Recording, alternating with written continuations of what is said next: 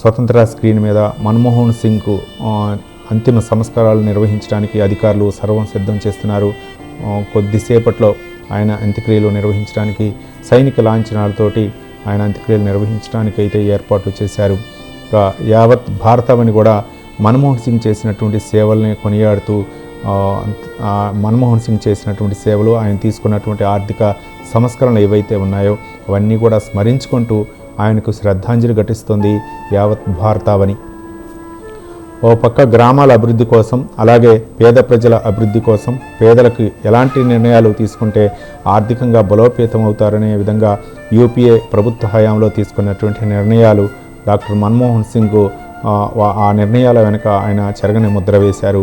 ఒక ఆర్థికవేత్తగా, ఆర్బీఐ గవర్నర్గా, ఆర్థిక శాఖ మంత్రిగా, కేంద్ర ఆర్థిక శాఖ మంత్రిగా ఆయన చేసినటువంటి సేవల్ని గుర్తించి నాటి ప్రధాని పివి నరసింహారావు ఆయన క్యాబినెట్లో ఆర్థిక శాఖ మంత్రిగా ఆయనకి కీలకమైనటువంటి బాధ్యతలు అప్పగించారు.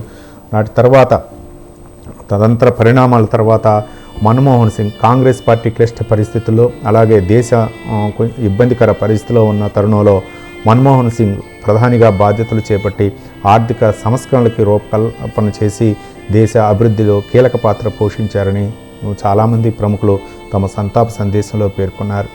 అంటే 92 సంవత్సరాల మన్మోహన్ సింగ్ ఆయన యొక్క ఎన్నో మైలురాయిల్ని అధిగమించి ఉన్నత పదవుల్ని స్వీకరించారు. పదవులకు ఎప్పుడూ కూడా ఆయన ప్రాకురాడలేదు, పదవులే ఆయన్ని వెతుక్కుంటూ వచ్చాయని చెప్పేసి చాలామంది ప్రముఖులు చెప్పారు. మరోపక్క ఆయన ప్రధానిగా చేసినటువంటి 10 సంవత్సరాల్లో ఎన్నో కీలకమైనటువంటి నిర్ణయాలు తీసుకున్నారు. శత్రు దేశాల సైతం మైత్రీ బంధాన్ని కొనసాగించినటువంటి వ్యక్తి డాక్టర్ మన్మోహన్ సింగ్.